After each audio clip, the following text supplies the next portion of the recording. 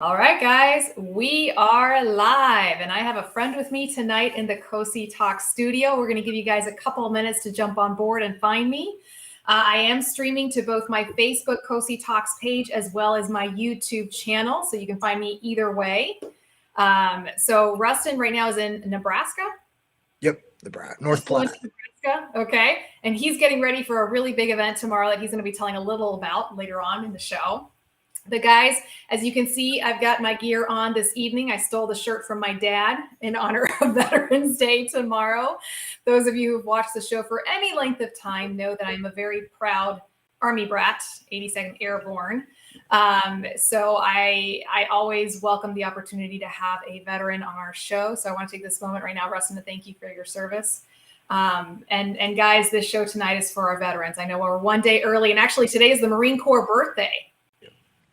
246 years old. They're getting kind of long in the tooth there, I think. I don't know.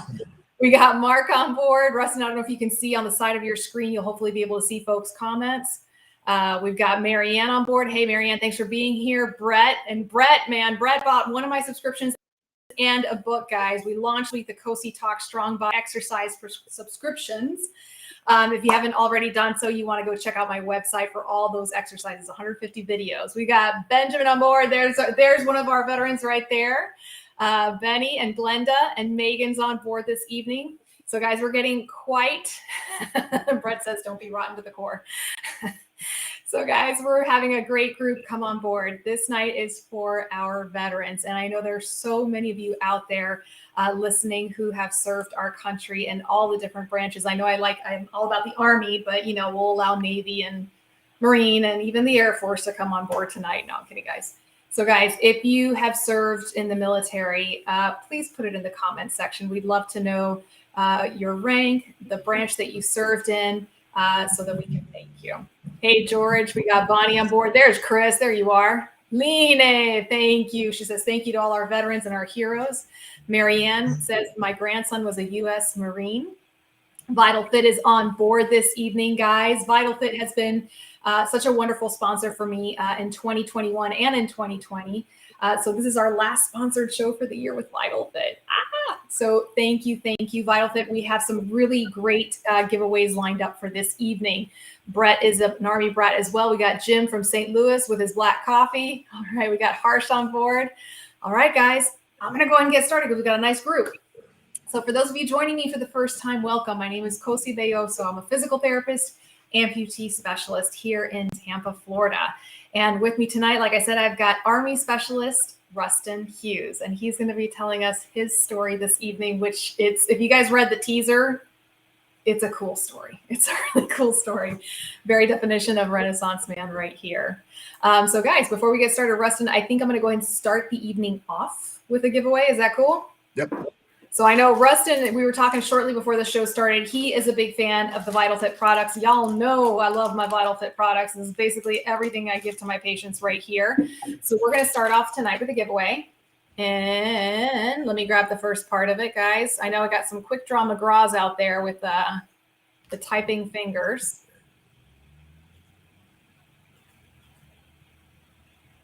Marianne, I didn't know you were in the National Guard. Look at you. Hey, Greg. Oh, it's a party. Greg's here. All right, guys. Go to this link right here that I just posted and tell me the name of the first video. We're going to do things a little bit differently. It's not just going to be the first person who types in the right answer. We're going to give you guys a chance to type in the right answer, and then we're going to randomly pick one name for a travel size 4-piece kit. And guys, now that we're finally getting back into traveling and people are kind of starting to spread out more, this is perfect. It is less than, it's 2 ounces, so it meets the airplane requirements.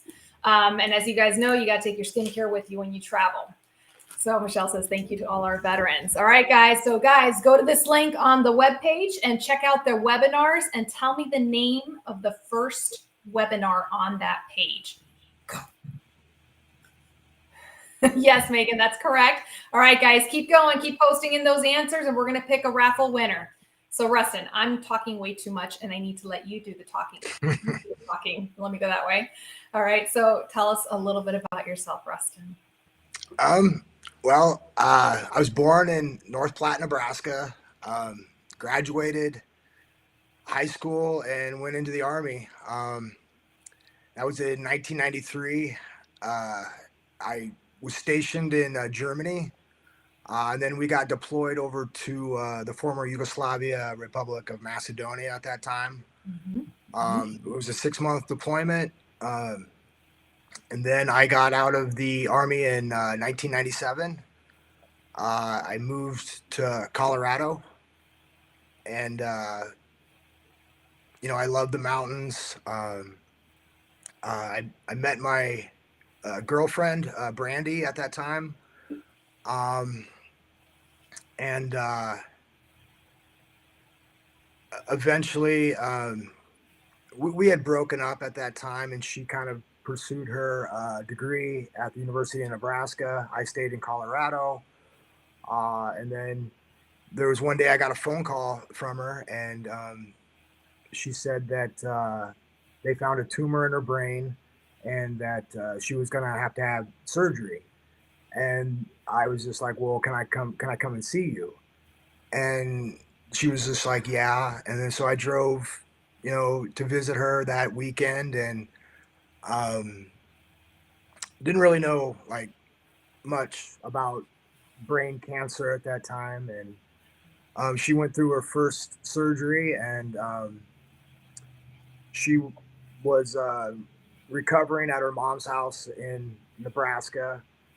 And I would drive back on the weekends to hang out with her after her surgery. And, that went on for about a year, and we were hanging out quite a bit. And I eventually asked her to marry me. And, we got married in 2003.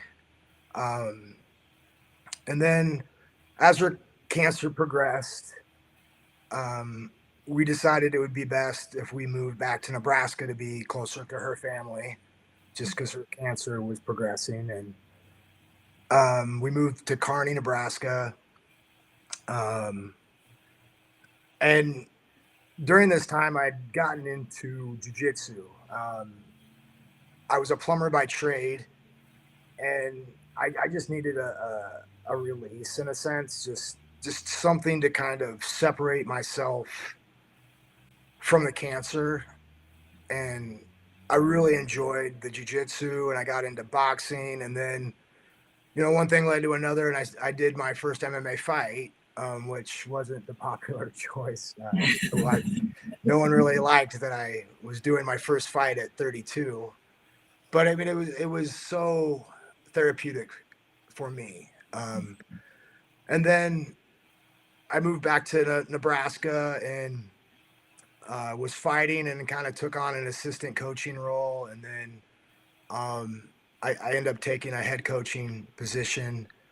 And then I had to just kind of let everything go, because her cancer was getting progressively worse. And she passed away in 2012.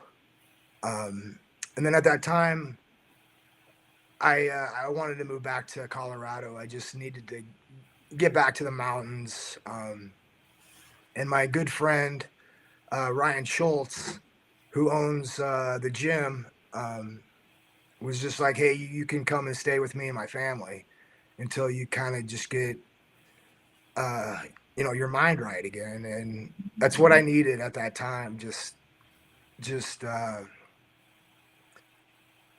don't know. I needed that support. And one thing that I really was focusing on was just being happy, because I realized that life is short, and we need to just focus on the happy, just to be happy. And I was a plumber by trade, and it paid the bills. It was good money, but it didn't make me happy. And I really, I enjoyed cooking. Like, cooking was a passion of mine, and I really got into it when I was able to mix cooking and like being an athlete, and like looking at your body as this machine, and how do you fuel it with the best food possible.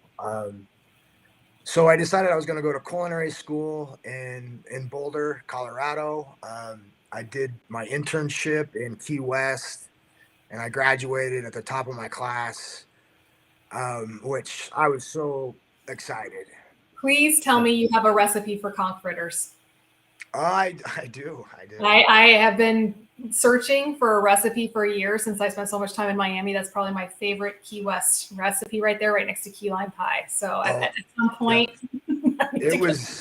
Key West was an amazing experience, and I flew out there the day after Thanksgiving, and I stayed into the second week of February. So I got to experience that holiday craziness that goes on. I think they say the island doubles in size over the holidays, and I was working pretty much 6-7 days a week. And I think I realized that I don't want to be in restaurants is what it made me realize, is that people should cook food for themselves and bring the family in and sit down at the dinner table. And then even where everyone like has a part of the meal, that they can say like, oh, I made this for this meal, where then they take pride in it. And then they're more interested in about what's in their food and where it comes from. And that was kind of my whole, my business was teach a man to fish. And that's where because you can give a man a fish and he's going to eat for a day, but you teach a man to fish and he will eat for a lifetime. And like, I didn't want to be someone's personal chef, like I didn't feel like I wanted to teach people how to cook for themselves, like, and it's so simple. And the misconception of like healthy food is expensive or it doesn't taste good, it's just like I wanted to eliminate all those misconceptions of what like healthy cooking was about and how easy that it is. And then even like I have a garden and how you can start raising your own food and not have to, be more self-sustainable. So I had all these big plans. And then the weekend after our graduation in Boulder, we went to a concert at Red Rocks, an amazing outdoor amphitheater. And you kind of have to walk up to where the seats are at. And my leg had progressively been this weird pain that I've had, but I didn't really know how to explain it other than, I was working out, and it always happened if you were doing jujitsu or boxing or something, you always have an injury. Something. So yeah, there's always something. And it got to a point where like I couldn't walk, and it was kind of concerning because it was like I physically couldn't walk. And then after the concert, it was even worse. And so my wife now, who was my girlfriend, Britta, I got remarried. She was like, I'm taking you to the hospital. And I was just like, no, you're not. I don't have insurance. And she's like, you are a veteran and you have the VA. I'm taking you to the VA in Denver. And I'm so glad she did, because we got in there and they did the ultrasound of my leg, and they were like, you've got a really massive blood clot in your femoral artery. And I didn't really understand what that even meant at the time. I didn't really even know the difference between veins and arteries at that time either. So when they said that to me, I mean, it just went right over my head. Like I'm just over there like, okay, what does this mean? And they're like, this isn't good. And so I was in ICU for 6 days. They tried to bust through the clot multiple times and finally got to this realization that there's nothing that they could do. And so basically I had, I think it was 30 days to my next doctor's appointment. And they sent me home with a really big bottle of oxycodone and a bottle of blood thinners. And I had just lost my wife, and now they had mentioned the word amputation, but it didn't even make sense to me. to me, that was a third world problem. That's nothing that happens to guys that grow up in Nebraska. So it was very just like, I think I was in shock. I was in complete shock. Um, and in that time, I went to stay with my parents just because I had a lot of choices and decisions that I had to make that my girlfriend and I, at that time, we were just, I needed to make some decisions by myself. And I realized that I had one question for the doctors, that at some point in my life, am I going to lose my leg?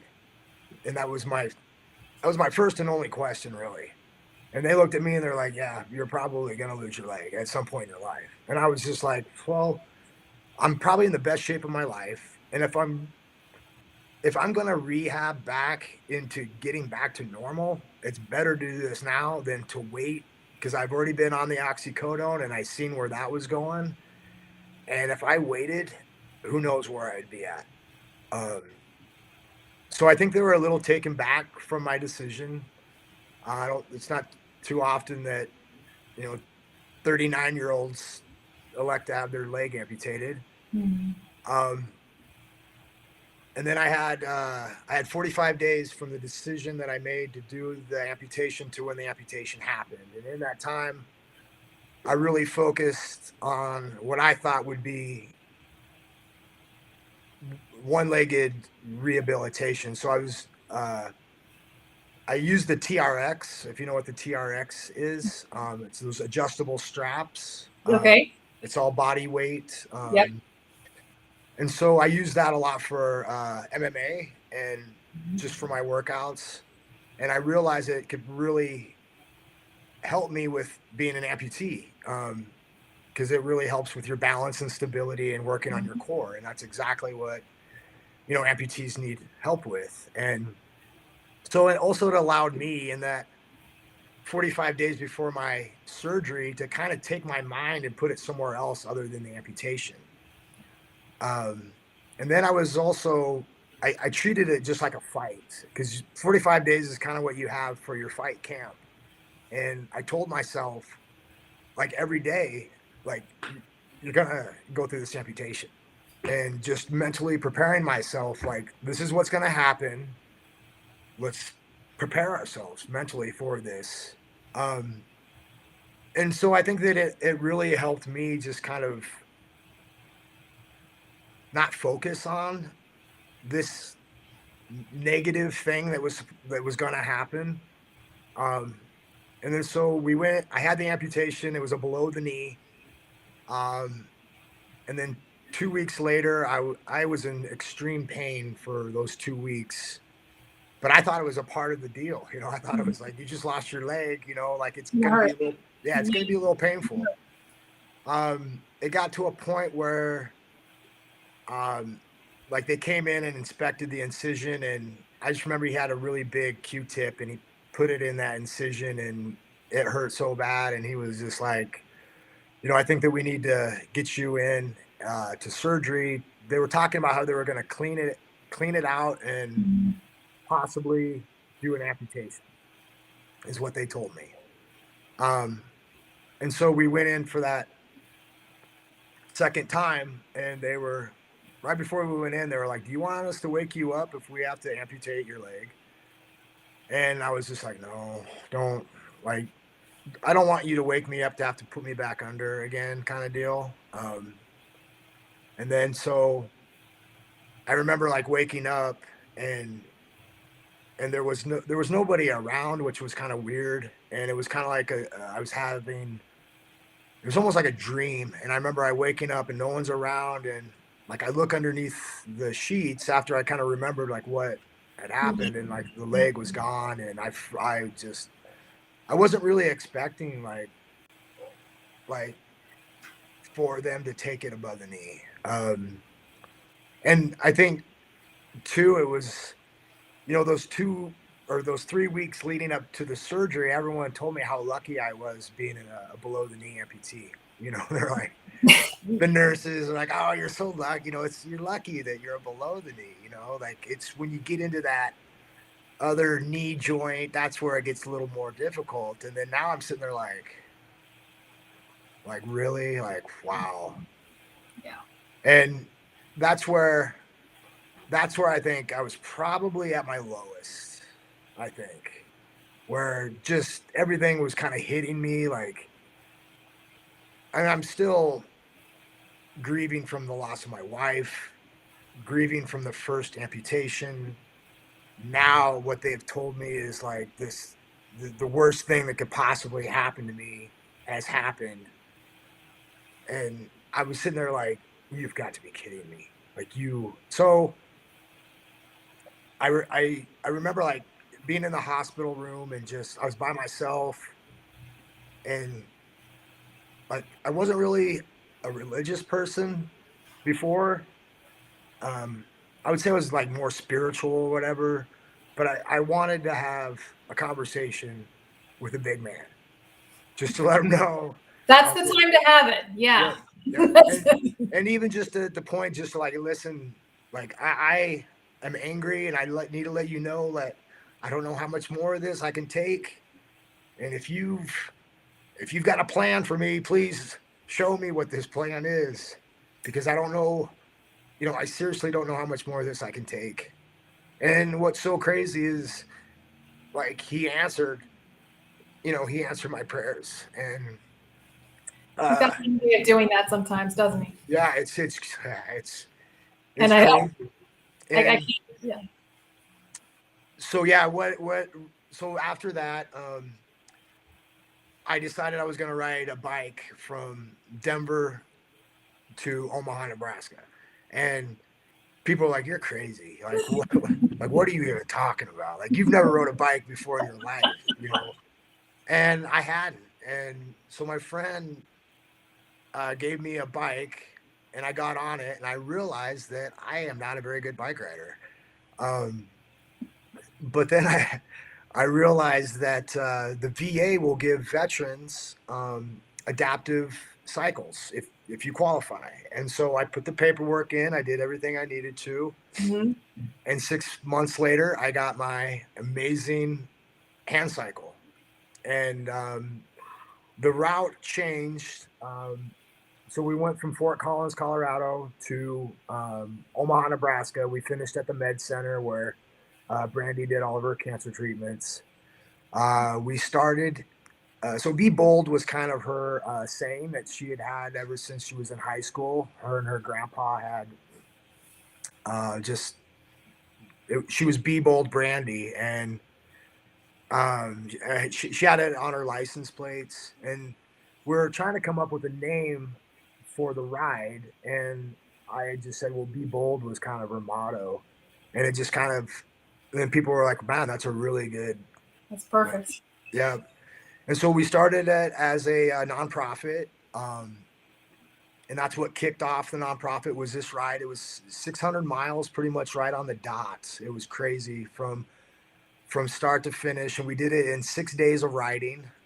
So we had multiple 100-mile plus days, which I'd never done like that. We did 5,000 miles of riding that year, which, like, again, I'd never cycled or anything before, and I just engulfed myself in it and just enjoyed it. Another veteran came along with me. His name was Dustin Speakman, and he was on an adaptive cycle as well. And him and I, did this whole ride, and we raised enough money to fully fund our ride. And then we were able to find another veteran who just lost his wife to brain cancer, and we able to donate to their family $4,000 to do whatever they wanted to do with it. And it just, because that's what my mother-in-law did for us right before Brandy had passed, that we all went out to Disney World, and we were able to not have to worry about doctor's appointments, chemo treatments. We were able to take pictures and make memories. And I wanted to give that kind of back to somebody else that had gone through that, and unfortunately had lost his wife, but he also had 2 daughters that that, it was just my way of kind of giving back. But yeah, we've just really grown Be Bold now. We've turned it into an LLC, and I was just awarded the Adaptive Sports Grant through the VA. And so now we are able to give veterans. So the sports that we teach are boxing and jiu-jitsu. And so right now we have 4 days a week where a veteran can come in and go through our boxing classes. And then we're getting ready to implement our jiu-jitsu, which would be 2 days a week. And that's free for all veterans, which is really awesome that the VA is starting to put kind of their money where their mouth is on helping veterans. Oh my gosh. No, that's wonderful. And I hate interrupting you at this point. No, we're just going to announce really quick our winner, Rhonda Jones. You are the winner of the first giveaway. And we're going to go ahead and put in our second giveaway, guys. I'm telling you, Vitalfit gave me so many goodies for this evening. So thank you, Vitalfit, for all the goodies that you're giving us this evening to be able to give away. Also, thank you for the opportunity to have Rustin telling us his story. This is, I know we had our pre-interview, so I heard a little bit of your story already, Rustin, but it's amazing how things come full circle. Yeah.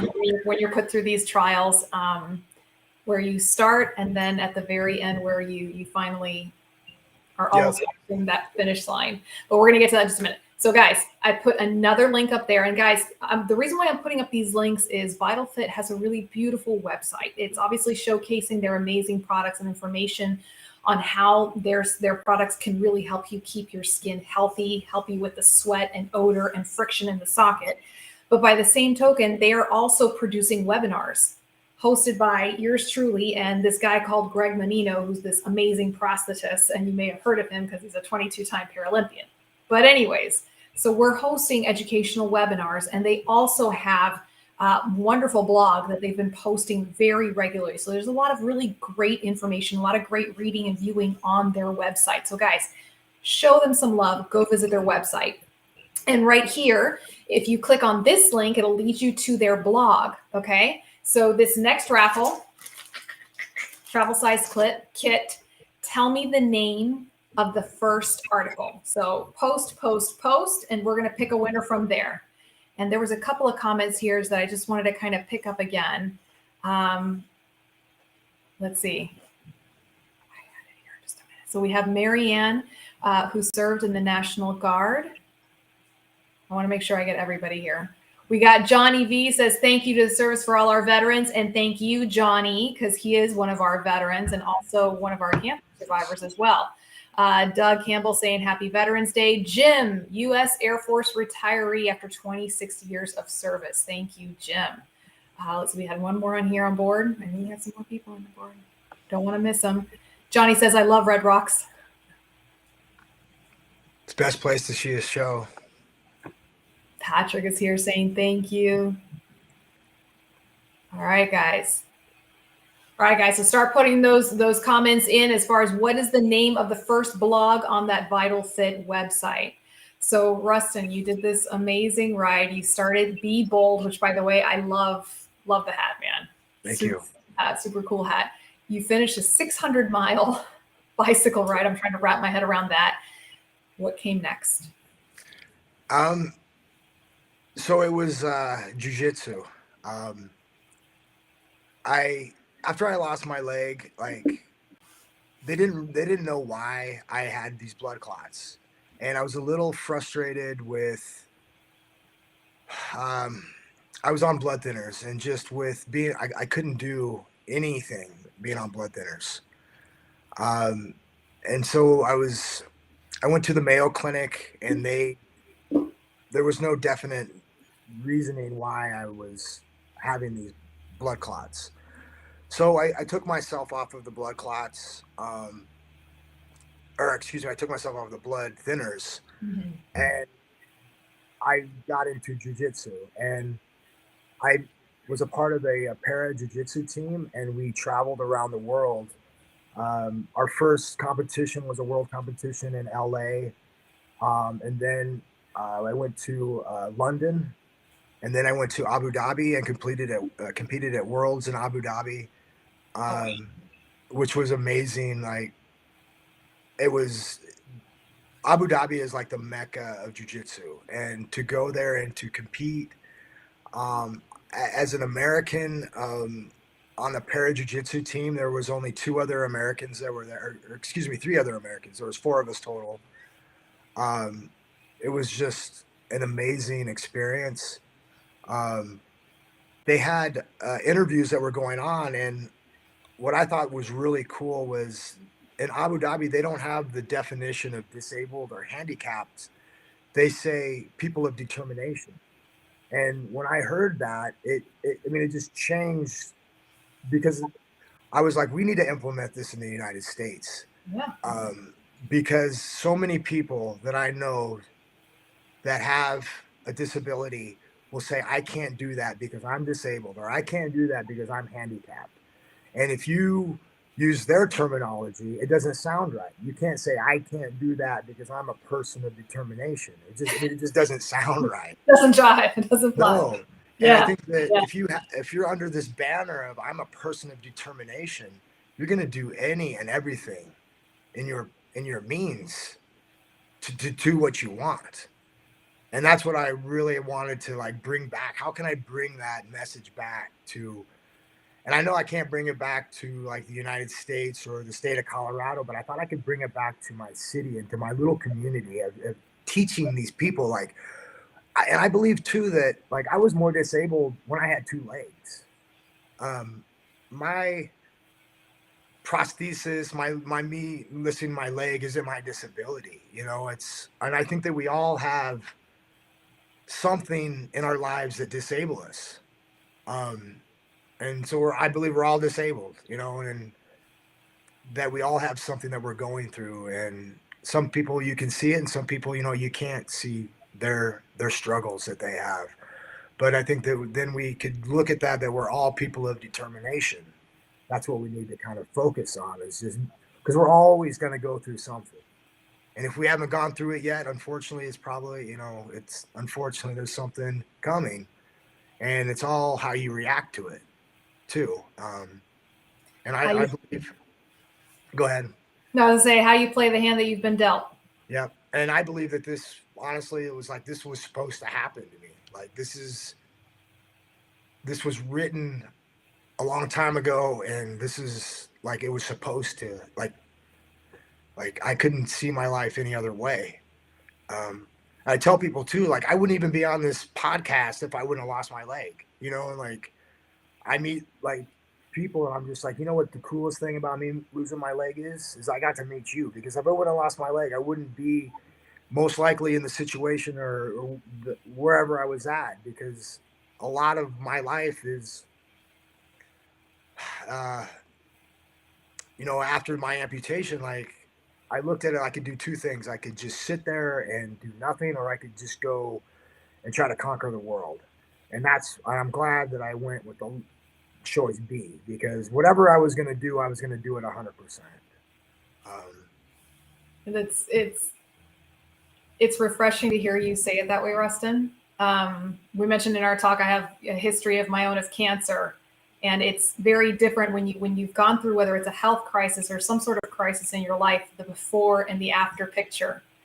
And I'm getting close to your point. I'm not happy that I got cancer, but I'm starting to see the whys behind it and see that there was a plan in place that I had to go through that to fulfill what I'm doing. And I know my story's not done yet, and neither is yours. No. And that helps with the healing, I think. No, it does. It does. It's also like there's a purpose for it. And when you can mix your passion with your purpose, you're living. I mean, there's nothing better. It doesn't matter. It doesn't matter how much money that you're making or any of that stuff. Like, there's no price tag that you can put on that. And then what I love about it, I see, like, I work with all abilities. I have people of all abilities that I work with. And a lot of times, like when they first come in, they automatically think I can't do this, or and then they come in and they realize they can do this. And you see this smile start to come on their face. And it's like, there's not an amount of money that you can put on that. And that's medicine too. That's Yep. medicine that they can't bottle up. Nope. Absolutely. So on that high note, we're going to announce our next winner. Jim, congratulations, Jim Simpson. You won our travel kit for Vitalfit. So Jim and Rhonda, after the show is done, please be sure to send me your address so that we can get your goodies out to you. And I'm going to announce the third giveaway because that one is going to take a little bit more time. We're going to make you guys work for that one just a little bit. So guys, we've got the full size 4 bottles, right? You've got the cleanser, you've got the daytime moisturizer, you've got my personal favorite, the liquid to powder plus, and you've got the nighttime moisturizer. And these are like nice stacked bottles, guys. We are giving away 1 kit. Here's what you got to do. You got to go to Instagram. This is going to be an Instagram competition, guys. Sorry for those of you who are not on Instagram. You need to follow Vitalfit, follow Cozy Talks, and tag a friend in the Vitalfit post. Yes? All right. So I'm going to say it one more time. You got to follow me. There's my handle. Vitalfit is going to post their handle in a moment. In a minute. They're gonna post. So you got to follow Cozy Talks, got to follow Vitalfit. And then I want you guys to tag a friend in the Vitalfit post for today. On next week's show, I'm going to pick a name from the people who have completed all of these little requirements, and we're going to send you guys one of these free gifts. So Rustin, there's a lot of people who've been on my show that they are awaiting their amputation, that it's not a traumatic, it's not an emergency situation, and they have that time like you did. What would be your advice to them during that time? Surround yourself with supportive people. And I think that a lot of it was like the rehabilitation. Like I realized I had to do these certain things before I could get out of the hospital. And I think that me kind of preparing myself before I went in really helped with getting out of the hospital quicker. I was able to, do a lot of the transfers that didn't seem like they were that hard for me to do these transfers. And I think a lot of it was that that I was really focusing on the rehab before the rehab started. And then it allowed me to kind of just engulf into this like rehab and look at myself as this client of myself in a sense. And I was putting myself through workouts, and I didn't really like focus on the amputation. And I don't know, it was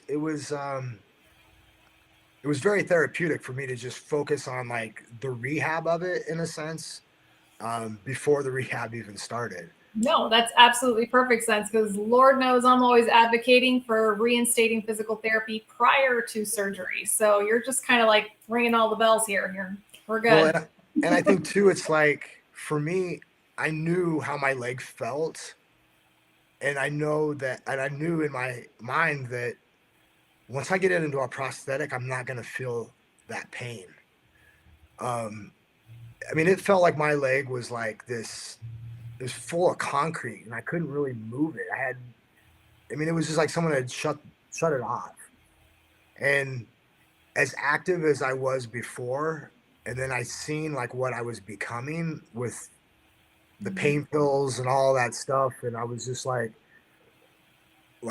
this is going to be better for me and I think it's kind of an older generation that having an amputation is this negative. I remember I was in the hospital, and there were 2 older ladies that were sitting down, and they seen me and I'm in my wheelchair scooting around, and I overheard them. They were like, "Oh, that's such a shame." And I wanted to go over to him and say, "No, you don't fully understand. Like, this isn't a shame. This is a blessing, because the amount of pain that I was in before and the road that I was going down, like where I'm at now, this is a blessing. Like where I was at before, that was a shame."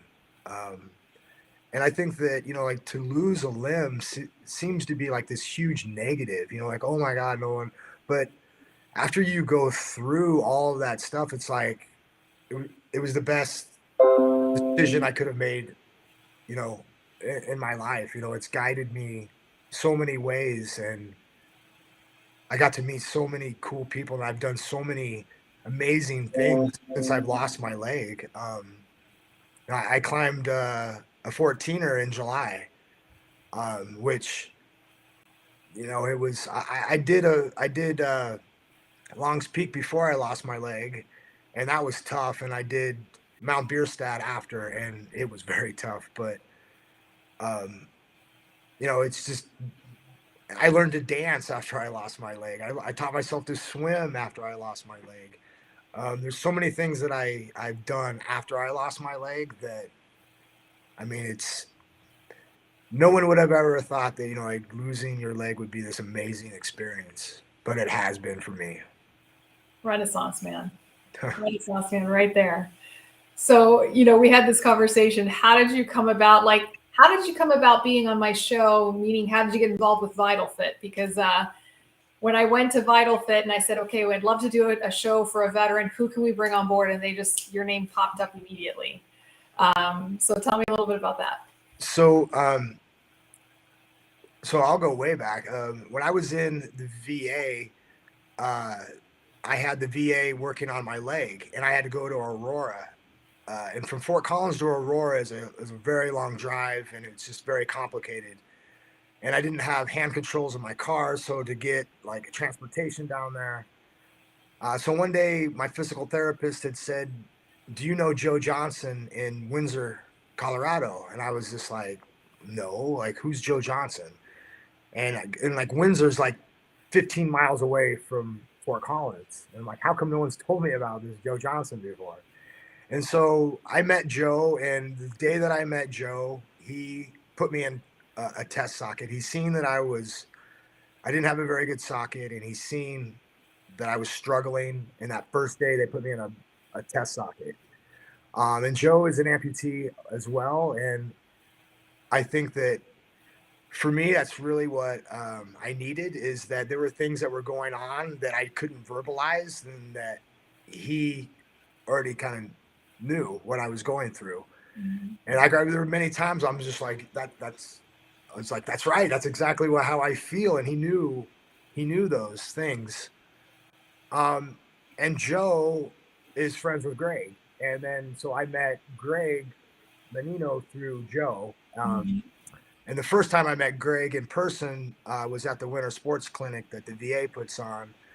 Greg was there, and then I just seen him in Boston. I think it's been about a month ago. Mm-hmm. But and he gave me some of that Vitalfit, and it is amazing. It is amazing. I use it every day and every night. It's good stuff. Which one's your favorite? I like the day. The daytime moisturizer? Yeah. Yeah, this one. This one's my favorite, liquid to powder. And I like that one. That one too is very nice. Yeah, I live in hot, sticky Florida, so everything here is like everybody's getting burns and chafing and all that kind of stuff. So that's wonderful stuff right there. Yep. Blue Diva here says Rustin is a legend, can understand how he now takes fantastic challenges and wants to keep pushing those boundaries. So Johnny V wants to know, he says, have Rustin plug some of the adaptive sports organizations that he's been a participant of. There is the UAE JJF, which is United Arab Emirates Jiu-Jitsu Federation. They are probably the first, and so they allowed us to go to Abu Dhabi, London, and have a para division. And then there's the JJIF, which is the Jiu-Jitsu International Federation.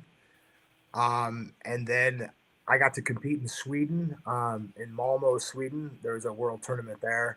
which was amazing. And then like in the States right now, one thing that like we don't have like an organized team. Um, when we met the Brazilians had over 1,000 para athletes that compete, and we want to get the United States to that level as well. I think that if we could get the VA on board, and then it would allow a lot of veterans, especially with any type of injuries that they have, to automatically transition, knowing that there's things that they can put all of their heart into as well. Like they did their military career, they could put this into their jiu-jitsu or their boxing and go compete. And we're trying to get like jiu-jitsu in the Olympics. And if jiu-jitsu would go in the Olympics, then there would be a para version. And I mean, I think that like for me, like how amazing it would be to be able to represent my country in the Olympics after I lost my leg. You know, after you go through something this negative in your life, and then you can actually turn that around and have it be this huge positive. Um, and I think too, it just goes hand in hand with like veterans. You know, they're learning kind of hand to hand combat stuff. They're starting to do grappling. Um, and people like to watch UFC. And not, you know, to have that. And what I've really found too is that gym really brings back that platoon feel. There's that camaraderie that you find in that gym. Everyone has, you know, like they're like-minded. They're all on kind of the same common goal. And I can really see like veterans gravitating towards these gyms because it's what they've always missed about the military. It was just, you know, like that brotherhood, brother or sisterhood, of being in that platoon. And it's what we're missing in society. You know, I believe that we need more of that in our life. I say it's Jesus and jujitsu. That's what the world needs more of. I like that. You need to make that into a shirt. Yeah. You need a shirt that says that, because I buy one of those shirts. I wear one of those shirts. So, and you're right now getting ready you are coaching right now for a competition tomorrow. Tell us about the competition tomorrow. Yep. The promotion is having a big Veterans Day event, and we've got, we had two fighters. One of our fighters, opponent, he had a injury, or I don't know what it is. So we have one guy that's fighting. We had weigh-ins today. We just got done weighing in, and he went and rehydrated, and we got some food in him. And, dry him out like a raisin, put him on the weight scale. Yeah, he was a wrestler, so he's really disciplined. Yeah. He's got it all down, and he's a scary guy. He's one of the nicest guys you'll ever meet, but he's a scary guy inside that cage, and I am so excited to watch him put on display tomorrow. Is there a way for us to watch this? Is it being streamed anywhere? It is. The promotion is called Midwest Fighting Championships. Okay. And they are on Instagram and Facebook. And I believe that if you go to the website, they have the streaming information on their website. I want to watch this tomorrow. It's there's 15 fights on the card. It's going to be and this is my hometown. This is like the whole town comes out to watch these fights. What's the name of your guy? His name is Coleman Scribner. How do you spell that name? The last name? SCH.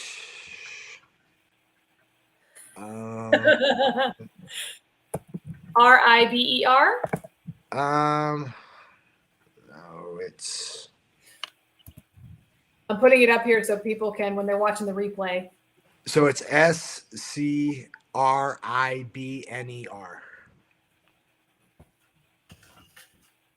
And Coleman is KOHLMAN. Yeah, I really did not spell that one right. Okay. Hopefully, guys, I did not butcher this poor man's name. Patrick is like, can we get links to the fights and organizations? So Patrick, I'm going to go searching for the Midwest Fighting Championships. And if I find a link, I'm going to post it on here. Oh, there we go. Vitalfit just beat me to the punch. Awesome. All right, guys, there's your link right there.